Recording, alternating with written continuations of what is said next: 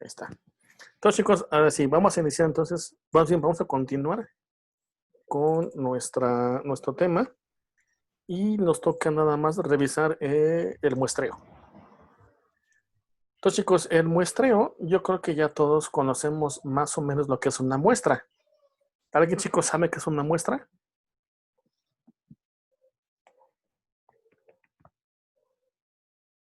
¿Alguien ha ido alguna vez a hacerse análisis de sangre? Sí, ¿Y qué es lo que hacen para hacer ese análisis? te toman una muestra de Toman una sangre. muestra, exactamente. Ajá, pero esa muestra debe ser de cierto tamaño. Es decir, no te sacan nada más tantita sangre, ¿no? Sino te sacan una cantidad que represente a toda tu sangre en el cuerpo. Ajá, entonces debe ser una cantidad que te pueda dar datos generales de toda la población.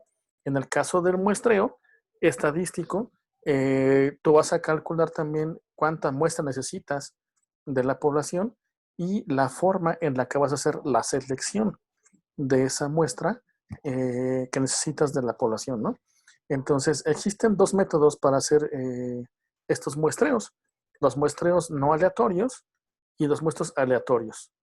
Los muestreos no aleatorios normalmente son a juicio del investigador.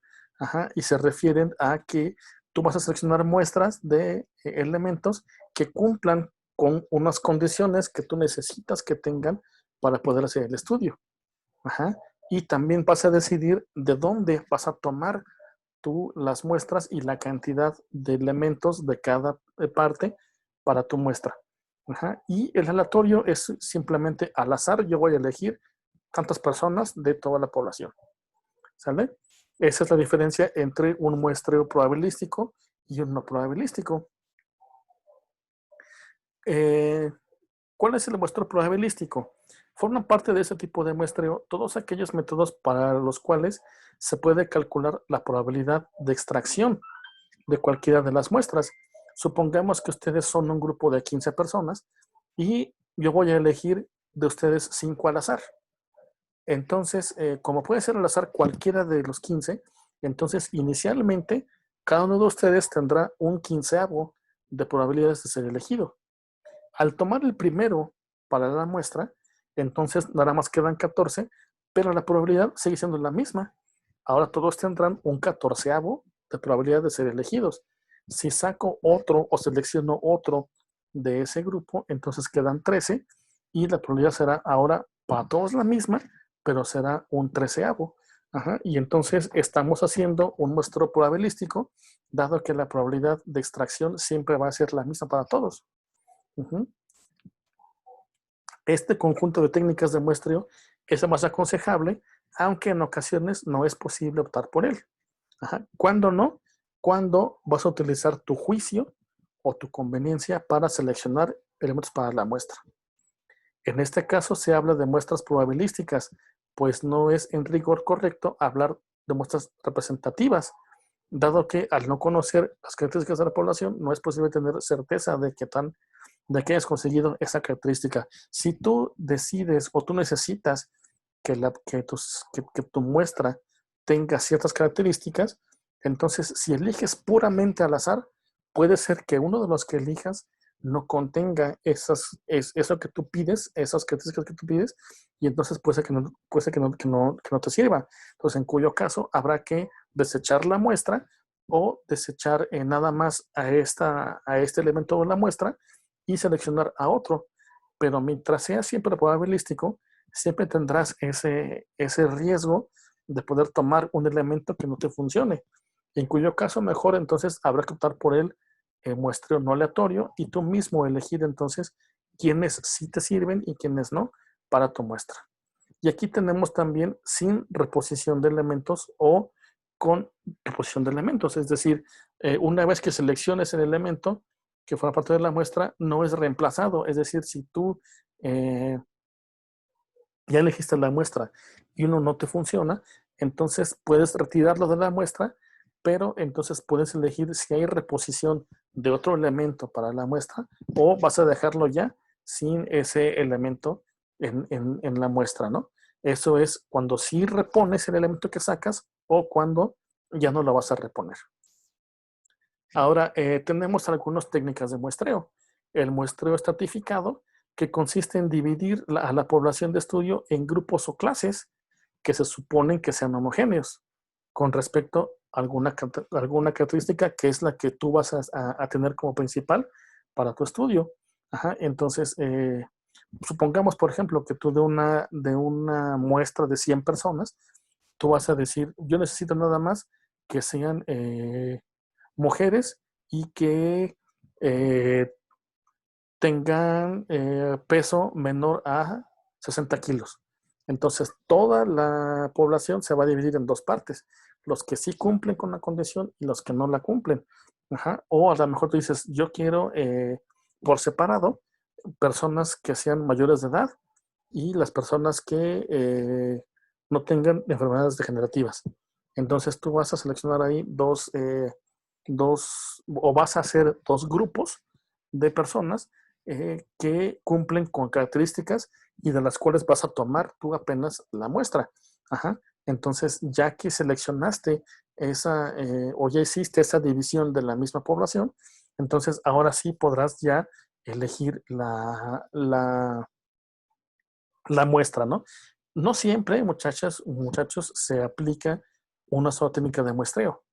A veces no es suficiente, a veces es tan grande la población que tienes primero que hacer una división de la población y una vez que hiciste eso, ahora sí aplicar otro método otra técnica de muestreo, a lo mejor probabilístico, a lo mejor a juicio, a lo mejor de otra manera que ya que dividiste la población, ahora sí tomar las muestras de cada uno de esos estratos que hiciste para tener ya tu muestra terminada, ¿no?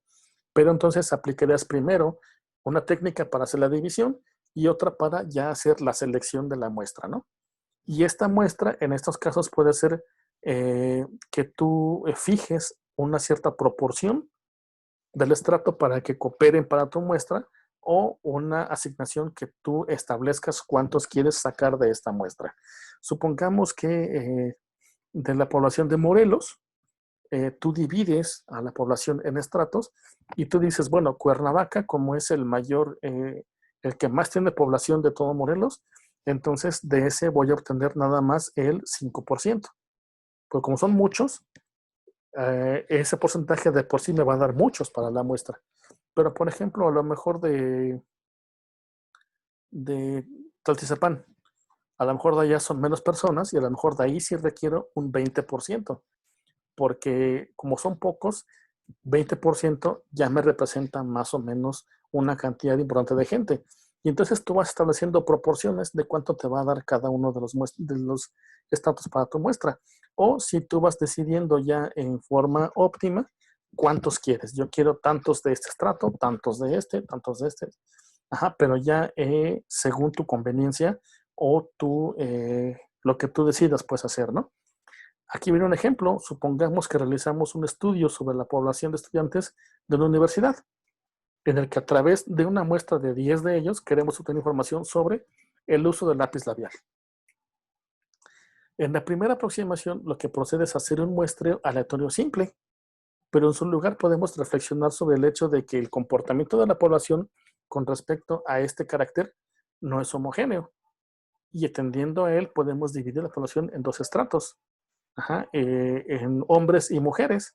Y entonces de los hombres vas a tomar 60% y 40% de las mujeres.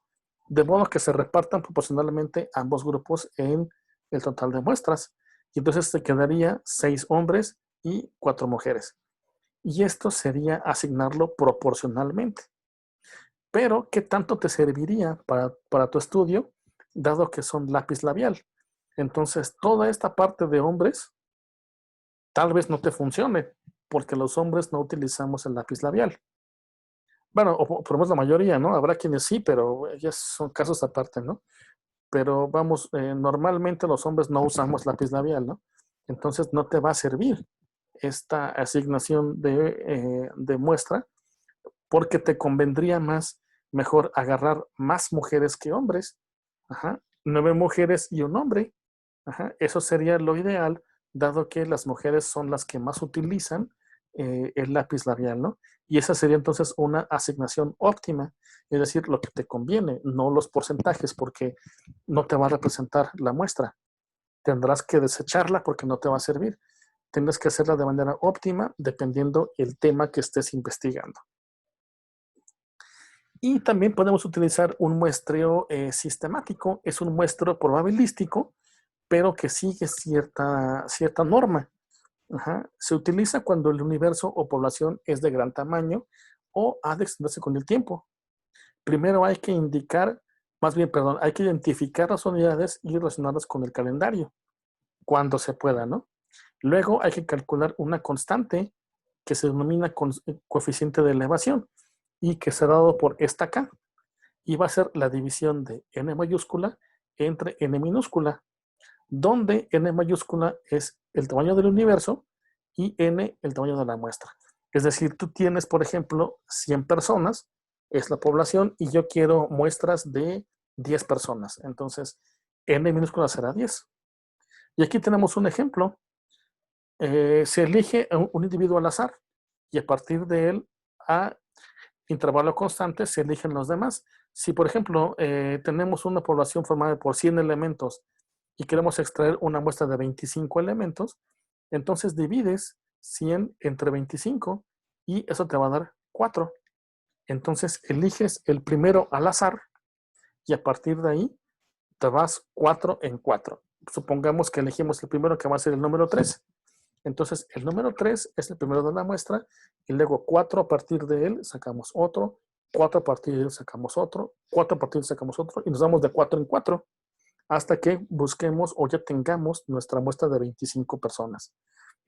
Aquí el ejemplo dice que tomas el 2 como tu primer elemento y a partir de ahí te vas de 4 en 4. Tomas el segundo elemento, el sexto, el décimo, el catorceavo y así te vas hasta que tengas tus 25 elementos para tu muestra. Es al azar porque tu primer elemento del que vas a arrancar va a ser al azar. Ajá, y a partir de ahí aplicas el sistema que de cada 4 personas te vas a ir tomando uno para la muestra. También podemos hacer estadios múltiples. Ajá, esta técnica es la única opción cuando no se dispone de una lista completa de la población de referencia. O también cuando por medio de la técnica de muestreo simple o certificado se obtiene una muestra con unidades distribuidas de tal forma que resulte difícil acceso. Es decir, que cuando tú tienes una muestra que es muy difícil acceder a los elementos de la muestra, entonces, o no tienes una lista nominal de dónde tomar cada elemento de la muestra, entonces utilizas este muestreo que es por estadios y se subdivide la población en varios niveles ordenados que se extraen sucesivamente por medio de un procedimiento de embudo. ¿Qué quiere decir, chicos? Un procedimiento de embudo que tú utilizas un filtro para de toda la población hacer un estadio o un nivel más bajo con menos personas. Por ejemplo, tú tienes una muestra de 10,000 personas y entonces tú dices, bueno, yo solamente necesito, para empezar, que sean personas entre 25 y 40 años. Y entonces de ese aplicas ese filtro y quedan menos personas. Ahora, de estos que quedan, necesito todos aquellos que hayan estudiado por lo menos preparatoria. Y entonces de esos baja un poquito más y tu siguiente nivel ya son menos. Y vas aplicando filtros. Ese embudo te va a dejar hasta el final únicamente los que te van a servir para tu muestra. También tenemos el muestreo por conglomerados, que es muy parecido a este, nada más que en este caso la misma población ya se dividió de manera natural. Ajá. Por ejemplo, si tú necesitas gente que viva en zonas rurales, la misma población ya se dividió naturalmente en eso. Los que viven en la ciudad, ajá, entonces serán población urbana, y los que viven en la sierra o así en partes como este tipo, entonces serán poblaciones urbanas. Ya la misma sociedad se dividió por sí sola. Entonces ya no tienes que hacer tú la división, sino que ya se hizo sola y entonces ahora sí ya puedes utilizar el muestreo que tú necesites. Pero en estos casos, si tú vas a utilizar esa selección ya que se hizo de la sociedad por sí misma, esa esa separación ya se dio por sí misma en la sociedad, entonces tú vas a necesitar recurrir solamente a los que te funcionen. Por ejemplo, si tú vas a estudiar algo que tenga que ver con la población rural, justamente, entonces no vas a ir a Cuernavaca, o no vas a ir a Cibac, o no vas a ir a ese tipo de lugares, porque no te va a representar la muestra. Tendrás que ir a la sierra, tal vez con los campesinos, con de este tipo de poblaciones, que son personas que sí te van a representar la muestra y te servirán para tu estudio. Entonces, dependiendo de lo que vayas a estudiar, es lo que vas a seleccionar. Eh, También tenemos los muestreos no probabilísticos, o los que son de juicio. El muestreo por cuotas, que este es uno de los más difundidos, que se utilizan sobre todo en estudios de mercado y sondeos de opinión. Este sondeo obviamente no es probabilístico, porque no vas a entrevistar a cualquier persona. Vas a estudiar a personas que ya cumplen con una condición que tú estableces. Si tú trabajas, por ejemplo, para SAMS, y entonces vas a estudiar a tus clientes de SAMS, no vas a poder hacer probabilístico. Porque tienen que ser, para empezar, personas que sean socias de la marca. Y a lo mejor, ya que seleccionas a quiénes son los de la marca, ahora sí, entonces ya podrás aplicar a lo mejor alguna técnica probabilística. Pudiera ser, dependiendo de qué necesites estudiar. A lo mejor, para empezar, tienen que ser socios de la marca. Además, deben tener la membresía VIP, por ejemplo, y además deben consumir al mes arriba de 100,000 pesos. Entonces, obviamente, de toda tu población se va haciendo cada vez más pequeña, y nada más te va a servir esos que tú estás necesitando. Ahora, el problema no es ese, sino que el problema es que cuánto cuánto vas a necesitar para tu muestra. Entonces, en este ejemplo, en primer lugar, es necesario dividir la población de referencia en varios estratos definidos. Posteriormente se calcula el peso proporcional de cada estrato y se multiplica finalmente por el tamaño de la muestra. Y eso te va a decir cuánto vas a obtener de cada división que acabas de hacer de la población total que tienes, ¿no? Aquí hay un ejemplo que dice: la Secretaría de Salud desea estudiar la incidencia de las drogas en la adolescencia. Lo que deberíamos hacer sería conocer por los informes de la Secretaría de Educación cuáles son los centros más afectados por el problema, fijar un número de sujetos a entrevistar, proporcional a cada uno de los estratos, y finalmente dejar en manos de los responsables el trabajo de campo. Entonces, primero debes saber en cuáles centros de educación es donde más hay incidencia a las drogas. Y obviamente, si tú eliges, por ejemplo, la secundaria 1, pues allá hay muchísimos alumnos, y si eliges otra secundaria que sea más pequeñita, a lo mejor hay menos alumnos, y tendrás que establecer cuotas, ¿no? Este me va a dar más, este me va a dar menos, y entonces de esa manera poder seleccionar, y ahora sí dejar a la gente que aplique las encuestas a hacer su trabajo, ¿no? El que es de bola de nieve, este, muchachos, es muy raro, aunque también se llega a usar. ¿Ustedes conocen, chicos, este efecto bola de nieve?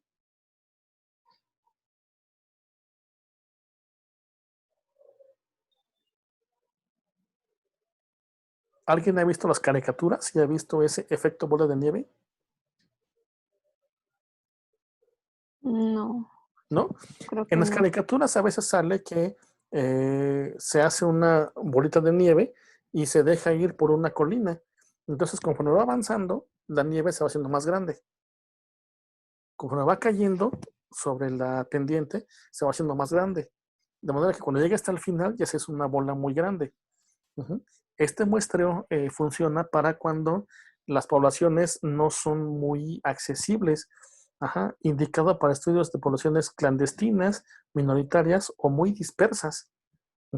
Entonces, aquí normalmente cuando tú buscas población o buscas elementos para tu muestra y no tienes una población bien definida, entonces lo que puedes hacer es identificar a una o dos personas, entrevistarlas, y ellas te van a recomendar o te van a decir quiénes sí sirven para esa muestra. Y entonces te van a recomendar a más personas, vas las entrevistas, esos te van a recomendar a otras más, esas a otras más, y así te vas a ir hasta que vayas teniendo el total de la muestra que necesites. ¿Y por qué se llama bola de nieve? Porque empiezas con 1 o con 2, que después de esos se te van a hacer 4, 5 o 6, después de esos te van a hacer unos 15, 16, 17, a lo mejor después unos 40 o 50, y así te vas a ir. Va a ir creciendo la muestra de poquito hacia mucho. Y eso, digamos que asemeja un poquito a ese efecto que decíamos bola de nieve, ¿no? Después tenemos otro muestreo que es por decisión razonada. Es únicamente los que tú sabes que te van a servir para tu estudio. Ajá. Es un muestreo que te va a dar una muestra balanceada, equilibrada, es decir, en cuanto a tienen lo que te funciona y te representan a la población, pero puedes caer, es muy probable que caigas en estos dos errores. Hacer conclusiones muy generales a partir de solamente observar a una parte de la población. Puede ser que tu muestra sea tan pequeñita que a lo mejor lo que hiciste no te va a servir para poder hacer inferencias o conclusiones de toda la población. Si tu población no te diste cuenta y tu población era de 1000 personas y sacaste una muestra de 20, no te va a servir porque no te va a representar a toda la población y tus conclusiones o inferencias no servirán de nada. O también hacer conclusiones hacia una población mucho más grande de la que se tomó como muestra, que es prácticamente lo mismo que la anterior. Ajá. Posiblemente tú tomaste una muestra muy pequeña, ajá, y la población es mucho más grande de lo que tú imaginabas. Ajá. A lo mejor tú sí tuviste cuenta, sí, son 1000, yo sé que son 1000, entonces voy a tomar 200. Ajá, pero no, resultó que no eran 1000, sino eran 10,000. Entonces no te va a servir, tienes que hacerlo otra vez. Entonces puedes caer, es probable que caigas en esos errores al hacer ese tipo de muestreos. Y chicos, eso es lo que tenemos en cuanto a tipos de muestreo o técnicas de muestreo y cómo calcular estimaciones. ¿Sale? ¿Alguna pregunta, muchachos? Los estimadores, muchachos, son muy usuales, sobre todo si ustedes van a hacer alguna vez alguna investigación sobre alguna población. Sobre todo, ustedes pudieran participar como administradores en alguna campaña de estudio de mercado o algo de ese tipo, en alguna compañía, y entonces tendrá que seleccionar muestreos. Ajá, muestreos, y obviamente tendrán que hacer desde la selección de la hipótesis hasta las conclusiones acerca de lo que estudiaste, ¿no? Pasando todo por la asignación de las tareas, la programación de ellas, y ya que tienes cada tarea, entonces ahora sí, ¿cuál va a ser tu instrumento de evaluación?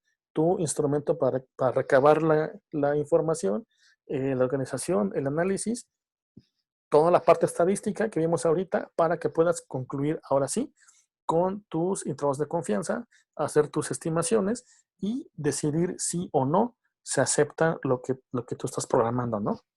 Entonces, chicos, no es un trabajo sencillo, pero es bien interesante, sobre todo la parte estadística, ¿no? Que a mí que me dedico a matemáticas es lo que más me atrae, pero es solamente una parte de todo el proceso que tienes que hacer. ¿Sabes, chicos? Pero no se preocupen por esto. Hay obviamente muchos equipos que hacen ese tipo de trabajo y tú te vas a incluir en esos equipos para hacer entre todos esa chamba. Ese trabajo no es de uno solo, es muchísimo trabajo y no es para hacerse entre uno. Hay empresas completas dedicadas únicamente a hacer muestreo y estos datos estadísticos. Entonces, no es cosa de uno solo, son muchos, ¿no? Yo una vez cuando estuve estudiando en la universidad, hicimos precisamente este ejercicio de muestreo y nosotros sacamos una muestra de toda la ciudad de Cuernavaca, aplicamos 5,000 encuestas. Entonces, obviamente fue un trabajo de 5 personas, cada quien aplicar 1000, y aún así fue una locura porque nos tardamos muchísimo tiempo. Pero al final, lo que sacamos como conclusiones, todas fueron aceptadas. Entonces, este es un trabajo interesante, es padre, pero sí es muy talachudo, eso sí. Entonces, chicos, no sé, ¿alguna pregunta que tengan sobre el tema?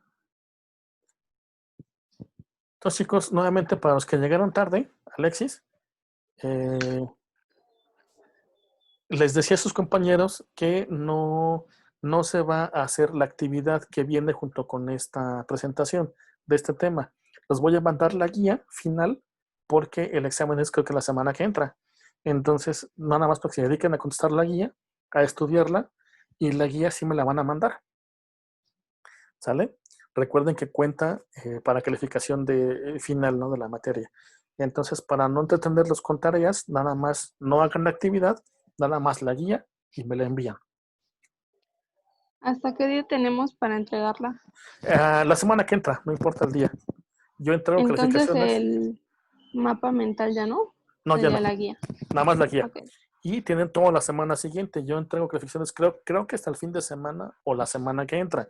Entonces vamos a darles esta semana que viene para que me entreguen esa guía y todo lo que tengan atrasado. Si alguien me debe algún trabajo, tiene todavía la semana siguiente para ponerse al corriente. ¿Sale? Creo que de aquí, creo que ninguno de ustedes me debe alguno. Pero bueno, ustedes revisen cuál me deben y me lo hacen llegar, ¿sale? Otra cosa, muchachos, bueno, pues ya nada más a manera de despedirnos, de despedir el curso, pues les quiero agradecer de antemano que hayan asistido a las reuniones, a las sesiones en línea, que sobre todo hayan confiado en la información que yo les estoy proveyendo y que también los felicito por su trabajo. Son personas que se han dedicado a hacer sus trabajos, los entregan de buena forma. Algunos de ustedes a lo mejor a destiempo, pero bueno, finalmente estamos en un problema ahorita de salud que nos permite nada más trabajar así y pues no hay de otra, ¿no? Entonces, chicos, nada más échenle muchas ganas a lo que les falta de su carrera, ejérzanla con responsabilidad. Siempre, muchachos, hay que hacer las cosas correctas, ¿sale? No utilices tus conocimientos para las cosas malas. Yo cuando me titulé de ingeniero en sistemas, me hicieron hacer un juramento en el que yo decía que yo juraba que no iba a usar mis conocimientos para las cosas malas, dado que eran computación, comunicaciones, puedes caer en hackeos, en cosas de ese tipo que no son buenas. Y entonces me hicieron jurar que yo no iba a hacer esas cosas malas y en la vida las he hecho, ¿no? Entonces, pues chicos, los invito a que ejerzan su carrera con responsabilidad, siempre váyanse por el camino de la honestidad y créanme que les va a dejar muchas satisfacciones. Entonces, no les deseo suerte, ustedes no la necesitan, les deseo mucho éxito y que los acompañe siempre la prosperidad y el éxito, ¿sale? Si alguien quiere decir algo, pues adelante. De lo contrario, aquí terminamos y nos vemos en una siguiente ocasión.